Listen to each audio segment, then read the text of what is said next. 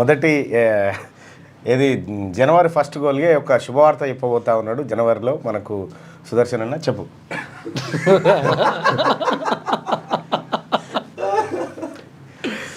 జర్కిన్లు కాదు కానీ అవి మఫ్లర్లు తెచ్చిండట.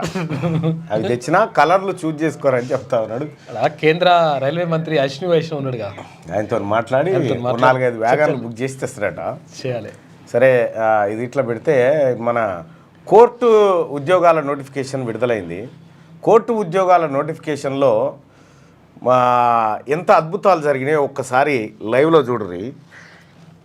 ఈ అద్భుతాలు బహుశా ఇంకెప్పుడు జరిగాయి కూడా, కానీ ఇక జరిగాయి, భవిష్యత్తులో జరగడానికి కూడా వీల్లేదు ఈ అద్భుతాలు. దీని మీద ఇక ఇవి కోర్టు ఉద్యోగాలు. Category wise vacancies for the post of sessions judge in various districts. Sessions జడ్జిల కోసం నియామకం కోసం నోటిఫికేషన్ పడ్డది. ఇందులో ఉద్యోగాలు ఎట్లున్నాయో చూడ్రి. ఓసీలకు 26 ఉద్యోగాలు ఉన్నాయి. ఓసీలకు మళ్ళా ఈడబ్ల్యూఎస్ వాళ్ళకి వాళ్ళే 52 ఉద్యోగాలు వాళ్ళకు ఉన్నాయి. మళ్ళా ఓసీలోనే పిహెచ్ వాళ్ళకు 22 ఉద్యోగాలు ఉన్నాయి. 22 అంటే 9 100 ఉద్యోగాలేమో ఓసీలకు, 100 ఉద్యోగాలు. ఇక బీసీలకు చూద్దాం. బీసీఏ 12, 8, 20, 29, 37 ఉద్యోగాలు. 37, 41, 37 తర్వాత 45 ఉద్యోగాలేమో బీసీలకు, 100 ఉద్యోగాలేమో ఓసీలకు. జడ్జి పోస్టులు అంటే మనకు తీర్పులు చెప్తారు కదా, మన బీసీ ఎస్సీ ఎస్టీ పొరగాలు పోయి ఇట్లా నిలబడంగానే తీర్పులు చెప్తారు కదా మనకు, బెయిల్ ఇయ్యన్నా వద్దా అని. అక్కడ 100 మంది జడ్జీలనేమో ఇప్పుడు ఓసీలను తయారు చేస్తారట. బీసీలకేమో గట్టిగా 50 పోస్టులు లేవు.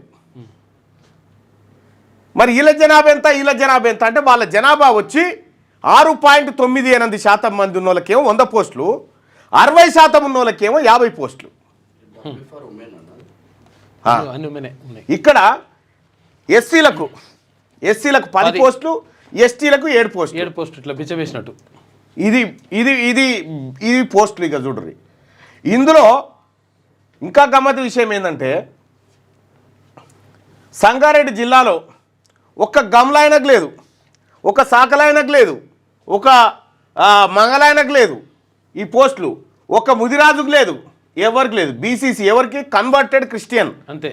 ఎస్సీ నుంచి కన్వర్ట్ అయినటువంటి క్రిస్టియన్కి ఒక పోస్టు. ఈ రకంగా ఇక చూడరు ఎట్లా ఉన్నాయి పోస్టుల కథ. ఇప్పుడు రేపు పొద్దుగాల వీళ్ళు జడ్జీలు అయిన తర్వాత వీళ్ళు రిటైర్ అయ్యేదాకా 30 ఏళ్ళు ఉంటారు. ఇక అలా 100 పోస్టులు ఏమో ఓసీలకు, 50 పోస్టులు బీసీలకా. జనాభాలో 60% పైచిలకు ఉన్నటువంటి బీసీలకు 50 పోస్టులు, 6% కూడా లేనటువంటి వాళ్ళకు 100 పోస్టుల. మళ్ళీ ఈడబ్ల్యూఎస్ కోట. ఇంకా గమ్మతి విషయం చూస్తారా మీరు? ఇక జర ముక్కు మీద వేలేసుకోవాలి. ఒక్క దాంట్లోనే 52 పోస్టులు. ఇంకా మేము ముక్కు మీద వేలేసుకోవాల్సినటువంటి ముచ్చట ఒకటి చెప్తా చూడుగా.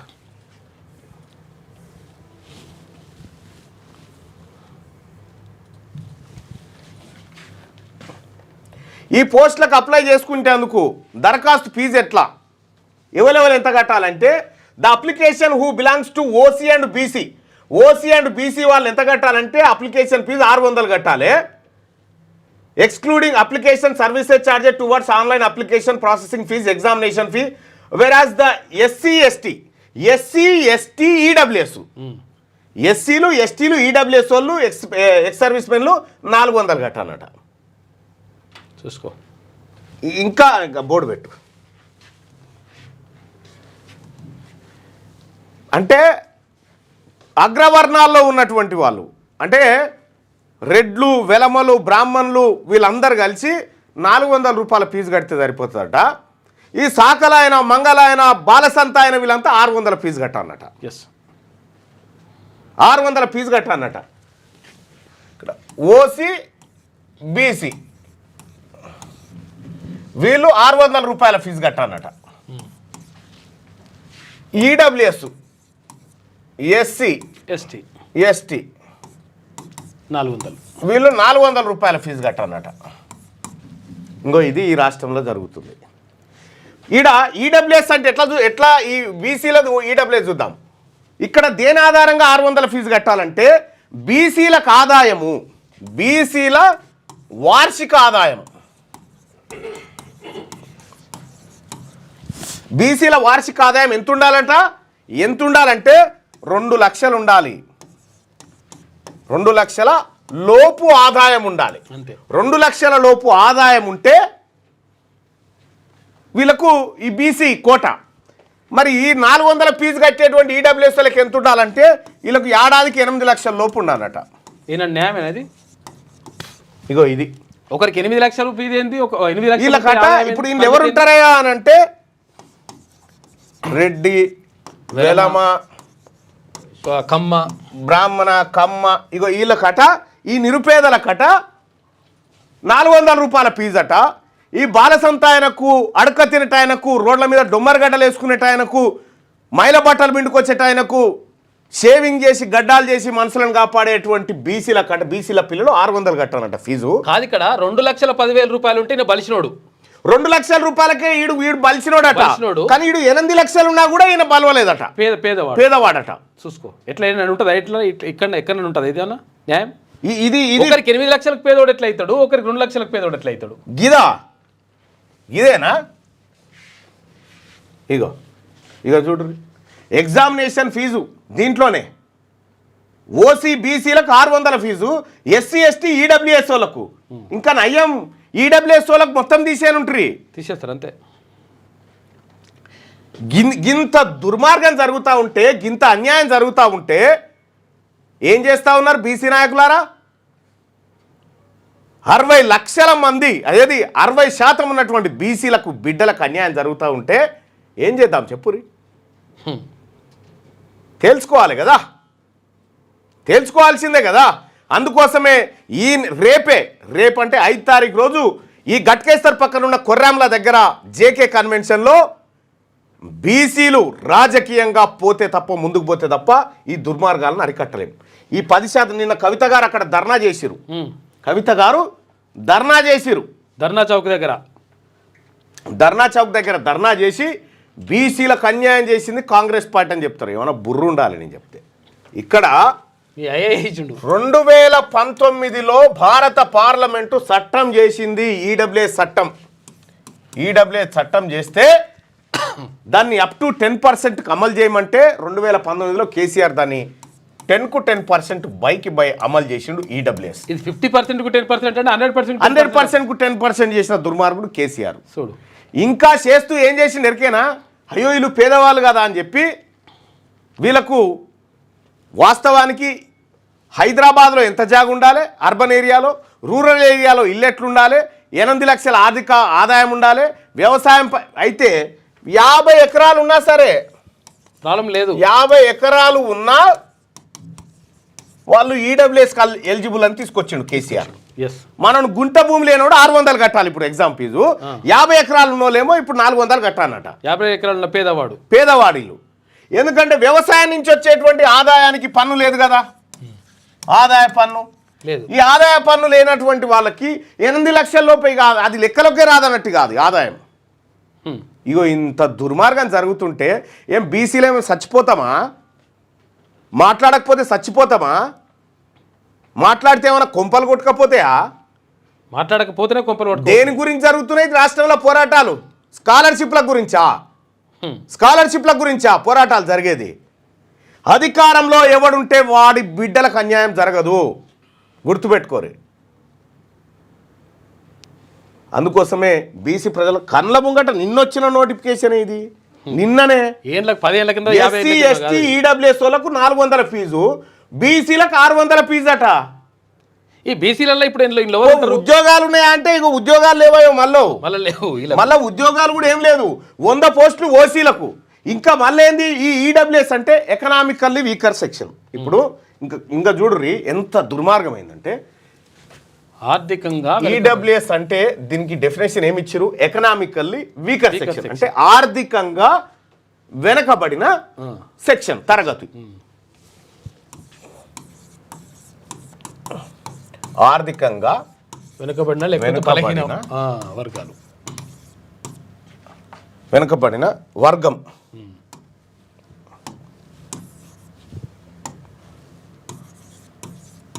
ఆర్థికంగా వెనుకబడిన వర్గం ఇది. అంటే వీళ్ళకి ఎంత ఆదాయం ఉంది అంటే 8 లక్షల ఆదాయం ఉంది కాబట్టి 8 లక్షల ఆదాయం ఉంది కాబట్టి వీళ్ళు వెనుకబడిన వర్గం. బీసీలకు సంబంధించి బ్యాక్వర్డ్ క్లాసెస్, బీసీలకు సంబంధించి 2,01,000 ఉంది అనుకో, వాడు బలిసినోడు అన్నట్టు. చూసుకోరు ఎట్లా న్యాయం ఉందో. బ్యాక్వర్డ్ క్లాసెస్, దీన్నే మనం ఇటీవల కాలంలో బిగ్ క్లాస్ అంటున్నాం. Yes. వీళ్ళకి ఎంత ఆదాయం ఉండాలంటే 2 లక్షల లోపు ఉండాలి. 2,01,000 అంటే వీడు బలిసినోడు బాగా. 2 లక్షల ఆదాయం ఉంటే 2,01,000 దాటితే వీళ్ళేమో బలిసిన వాళ్ళు అవుతారు. వాళ్ళకి 8 లక్షల వరకు కూడా వెనుకబడిన వాళ్ళే. ఇక్కడ మనం గమనించాల్సింది, ఈ బ్యాక్వర్డ్ క్లాసెస్ వాళ్ళకి 2 లక్షల కంటే ఎక్కువ ఉంది అనుకుందాం ఆదాయం, 4 లక్షలు ఉంది అనుకుందాం. 4 లక్షలు ఉంది కాబట్టి ఇందులోకి వస్తాడా ఈడబ్ల్యూఎస్ అంటే ఎకనామికల్లీ వీకర్ సెక్షన్కి వస్తాడా అంటే రావద్దట. మళ్ళీ ఆడ దడిగట్టి పెట్టి ఎస్సీ అయినా ఎస్టీ అయినా బీసీ అయినా ఈడబ్ల్యూఎస్ లోకి రావద్దట. వీళ్ళు ఎంత వీకర్ సెక్షన్ అయినా వీళ్ళు తిండికి లేక చచ్చిపోయినా కూడా ఇళ్ళకి రావద్దు. వీకర్ సెక్షన్ కాదు. ఇది చట్టం ఈ దేశంలో దుర్మార్గుడు నరేంద్ర మోడీ గారు తెచ్చినటువంటి చట్టం ఇది. దాన్ని ఇంప్లిమెంట్ చేసినటువంటి దుర్మార్గుడు కేసీఆర్. ఆమె వచ్చి కూర్చుంటుంది. కవిత గారు వచ్చి ఇందిరా పార్క్ దగ్గర కూర్చొని బీసీలకు అన్యాయం జరిగిందని చెప్తా ఉంది.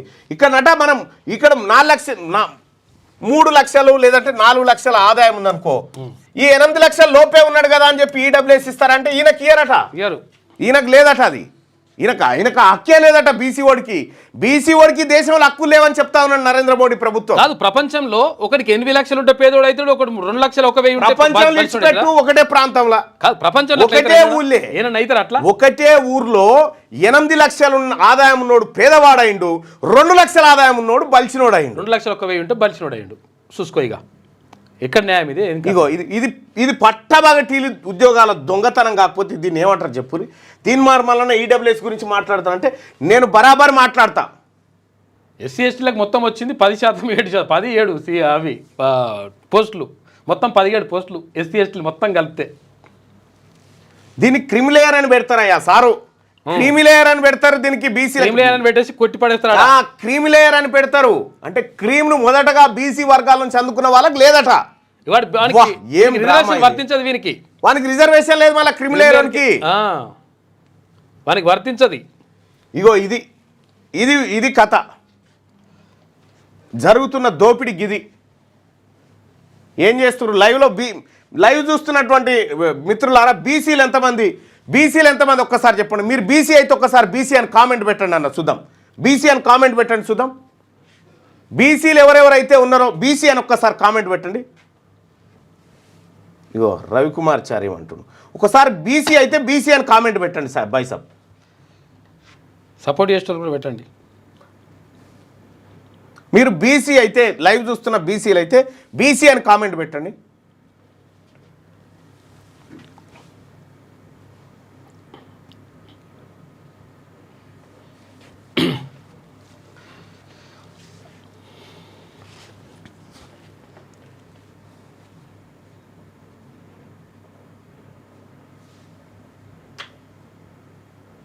పెట్టండి ఎంతమంది చూస్తున్నారో దయచేసి లైవ్ చూస్తున్నటువంటి మిత్రులారా ఇలా బీసీ గ్రూప్లలో అక్కడిక్కడ షేర్ చేయండి. ఇది బీసీలు అయితే బీసీలను కామెంట్ పెట్టండి. ఆగు 317 కాదు, ఇక్కడ ఉన్నాయే బీక్తుంటే ఇంకా 317 గురించి మాట్లాడతాం. మొత్తం ఉన్న కాడికే పోతా ఉన్నాయి, మాట్లాడతాం, అది కూడా మాట్లాడతాం. కానీ మొత్తం ఎసరు వస్తుంది ఆయన అంటే ఇంతమంది బీసీలు కదా ఈ ఈడబ్ల్యూఎస్ పంచాయతీని ఒక్కసారి మీరు వాట్సాప్ గ్రూపుల్లో మీ సోషల్ నెట్వర్క్లో షేర్ చేస్తున్నారా? ఒక్క ఆయన ఇప్పుడు వచ్చి పాపం రెడ్డి ఆయన వచ్చి మళ్ళా సర్టిఫికేట్ అడుగుతారా అని అడుగుతా ఉన్నాడు. మీరేం చేస్తున్నారా? మీరేం చేస్తున్నారు? మనం అడగొద్దా? ఆయనకున్న సోయి ఆయన తప్పు పట్టడానికి లేదు. మనకేది సోయి? మన సోయి ఏది? గర్వంగా చెప్పుకో బీసీ అని. బిగ్ క్లాస్, బీసీ అంటే బిగ్ క్లాస్, బెస్ట్ క్లాస్. పెట్టండి అందరు. ఆగో పెట్టండి బీసీలు ఎంతమంది ఉన్నారో దయచేసి రానోళ్ళు కూడా ఎవరైనా ఉంటే పెట్టిరు పక్కలతోటి బీసీలు పెట్టించండి. నేను ఒకసారి లైవ్ చూస్తున్న మిత్రులారా, బలహీన వర్గాలు కాదు బలమైన వర్గాలు, బలమైన వర్గాలు.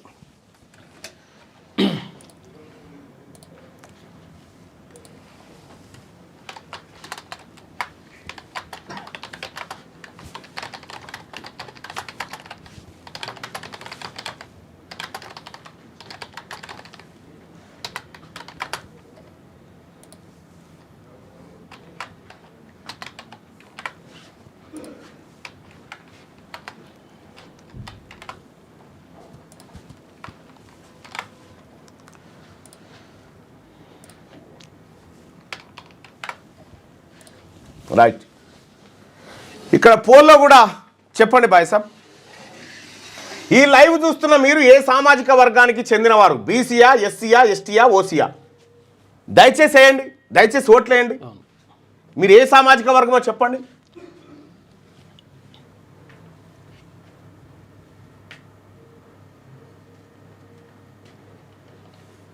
ఇలా బీసీల గురించి మాట్లాడితే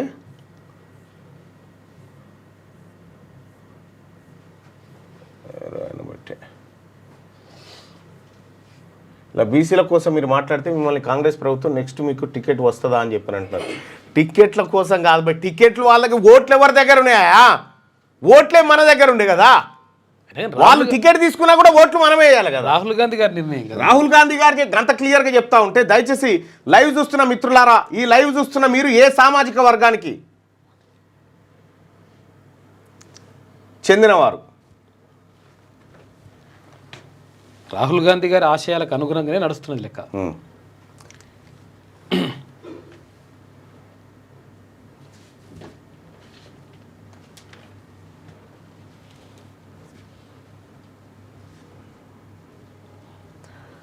ఒకసారి ఈ ఓటింగ్ కోసమే నేను వెయిట్ చేస్తున్న సోదరులారా, లైవ్ చూస్తున్నటువంటి మిత్రులారా, ఈ ఓటింగ్లో పాల్గొనండి.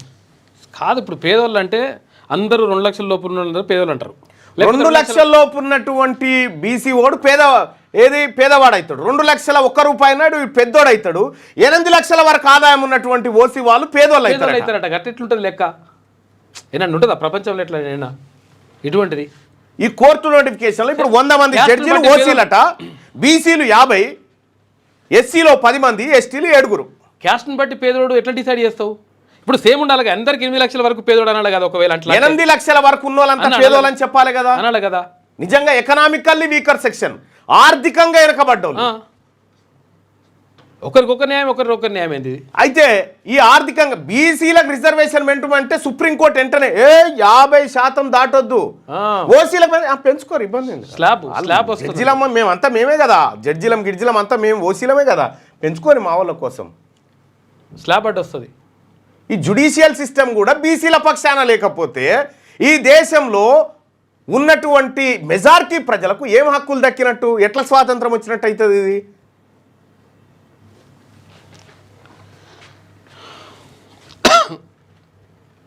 ఈ లైవ్ చూస్తున్న మీరు ఏ సామాజిక వర్గానికి చెందినవారు? వేరే అనుకోవద్దు, అసలు విషయం ఏంటంటే తేలాలి, లెక్క తేలాలి. వేరే అనుకున్నాడు బై బీసీలం అయితే బీసీ, ఇంకా అనుకున్నాడు ఏముందా? ఎవరి కోసం అనుకోవాలి, ఎవడు ఫీల్ అవుతాడని అనుకోవాలి. మొత్తం జాతరకు అన్యాయమే జరుగుతూ ఉంటే ఇంకా ఫీలింగ్ ఏందా? ఎస్సీ ఎస్టీలో కలిసి 17 పోస్టులు మొత్తం టోటల్గా 17 పోస్టులా ఎస్సీ ఎస్టీలకు? వాళ్ళు ఎంతమంది 17 ఎన్ని పోస్టులు వచ్చినాయి వాళ్ళకు?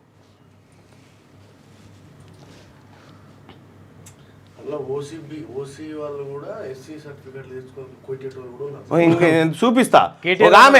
ఒక ఆమె రెడ్డి, ఆమె బూక్య అంకుష్ పేరు మీద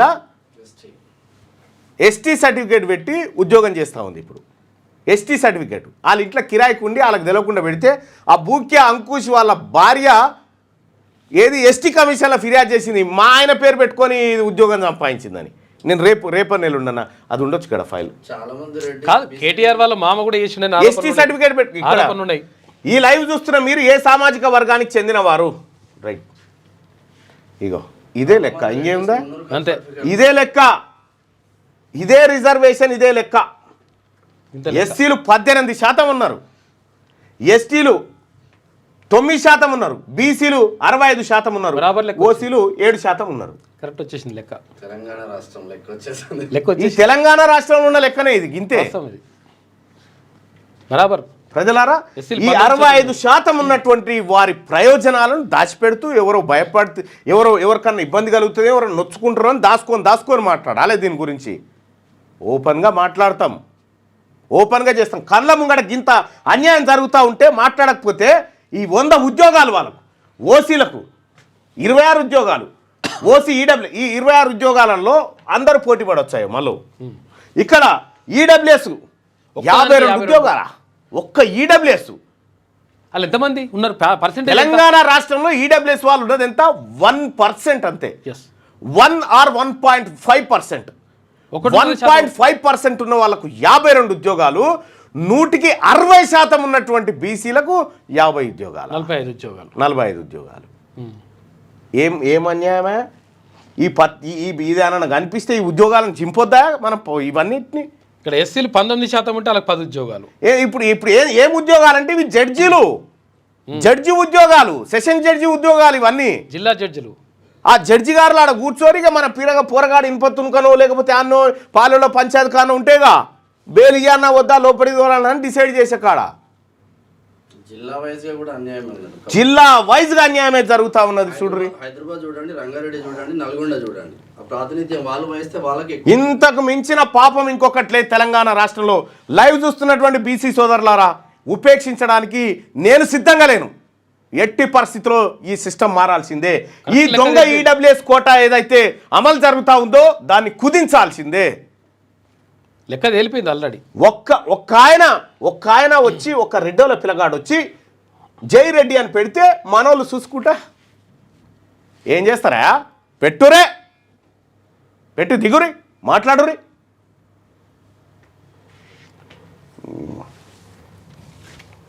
అది లెక్క. ఫీజు ఇంత అన్యాయమైన ఫీజా? అమ్మ ఏడ భూమి మీద లేదు. ఓసీలకు ఏది, బీసీలకేమో 600, ఎకనామిక్ 8 లక్షల ఆదాయం ఉన్నోనికేమో 400 రూపాయల ఫీజు కట్టన్నట. 2 లక్షల ఆదాయం ఉన్నటువంటి బీసీ ఓనికి 6,600 ఫీజు కట్టన్నట. చూసుకోరిగా అందులో ఎవరు? ఇది బాలసంతోళ్ళు ఉన్నారు, బుడుబుక్కలు ఉన్నారు, తర్వాత పాపం వీళ్ళు ఎవరు గంగెట్లో ఉన్నారు. విషయం ఏంటంటే ఒక ఆయన గంగెద్దులు కొట్టుకొని పోయి గంగెడ్లు ఆడించుకుంటా ఓ రెడ్డి గారింటికి పోయి ఆ ఎద్దుని భుజం మీద పెట్టుకొని గంగెడ్లు ఆడిచ్చి పీకే ఊదుకుంటా ఎద్దుతోని ఆడి 5 రూపాయలు అడుక్కొచ్చుకొని వాళ్ళ కొడుక్కు ఫీజు కడదామంటే ఈయన 600 కట్టాలి. ఈ 5 రూపాయలు దానం చేసిన ఆయన 400 కట్టాలి. చూసుకోరి, ఇది న్యాయం. అందుకే రండి సోదరులారా, గట్కేసర్లో జరగబోతున్నటువంటి రేపు జరగబోతున్నటువంటి ఈ బీసీల సభకు జేకే కన్వెన్షన్ కొర్రాముల దగ్గర ఉంటుంది. మీరు గూగుల్లో కొడితే మీకు అనిపిస్తుంది. ఔటర్ రింగ్ రోడ్ పక్కన నుంచి కొంచెం లోపలికి వెళ్తుంటుంది కదా జేకే కన్వెన్షన్.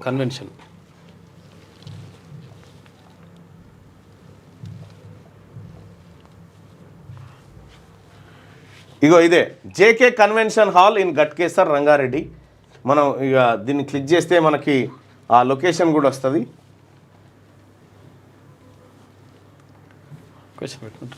ఈ జస్ట్ డైల్లో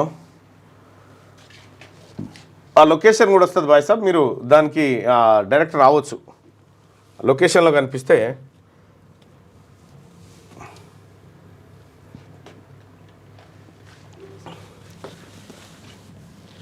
ఆదివారమే మీకు సెలవున్న దినమే రేపే. మీకు సెలవున్న దినమే రేపే, 5 తారీఖు. ఇక ఇదేమో జడ్జిల ఉద్యోగాలల్లో కాడనేమో ఇక ఇది. ఇక మన బీసీ ఓడు ఏదైనా పోతే ఇక ఆడ బెయిల్ ఎందుకు వస్తుంది? ఒక తాన ఈడ ఏది నన్ను ఫస్ట్ టైం అరెస్ట్ చేసినప్పుడు అని పేరు ఏంది, వాడు ఉంగరాలు పెట్టాడు, వాని పేరు వాడు లక్ష్మీకాంత శర్మ అనేట ఆయన ఏం చేసిండు, కోర్టుకు వస్తే ఈయన అడ్వకేట్ ఏం చెప్తుండు, బ్రాహ్మణుడు సార్ అని చెప్పి. ఎందుకంటే జడ్జి గారు ఆయనే, జడ్జి కూడా ఆయనే. మా బాపని నేను చేసుకోవాలనుకుంటున్నాను. ఏం తమాషా అది? ఆయన ఏం రాసిండు ఎరికేనా? 306 అంటే ఎవరికి పెడతారు ఎరికేనా? నా వల్ల ఎవరైనా చనిపోతే 306 సెక్షన్ పెట్టాలి. Yes. ఆడ ఎవరు చనిపోలే, 306 సెక్షన్ పెట్టి నన్ను అరెస్ట్ చేయించిన. ఇగో ఇది జరుగుతున్న తతంగం అంతా. నేను చచ్చిపోతుండే అన్నాడు. ఇగో నేను మళ్ళా పుట్టా, ఇక ఇది మాట్లాడితే ఏమవుతుందో, ఇది మాట్లాడకపోతే ఏమవుతుందో నాకైతే పెద్దగా ఏం పట్టింపు లేదు. నాకైతే పెద్దగా పట్టింపు ఏం లేదు. వస్తే రివల్యూషన్ రావాల్సిందే, ఏదో ఒకటి చేసే సావాలి, ఉత్తగా చావకూడదు. మీ కలల ఇల్లు హైదరాబాద్ ఫిజాదిగూడలో అందుబాటులో ఉంది. 86 గజాల విస్తరణ, 1500 స్క్వేర్ ఫీట్ కార్పెట్ ఏరియా, ప్రశాంతమైన వాతావరణం, విలువ పెరుగుతున్న ప్రాంతం, అదిరిపోయే డబుల్ బెడ్రూమ్ ఇల్లు, బ్యాంక్ లోన్ సౌకర్యం కలదు. ఈ అద్భుత అవకాశాన్ని మిస్ కాకండి. మరిన్ని వివరాల కోసం సంప్రదించవలసిన నెంబర్లు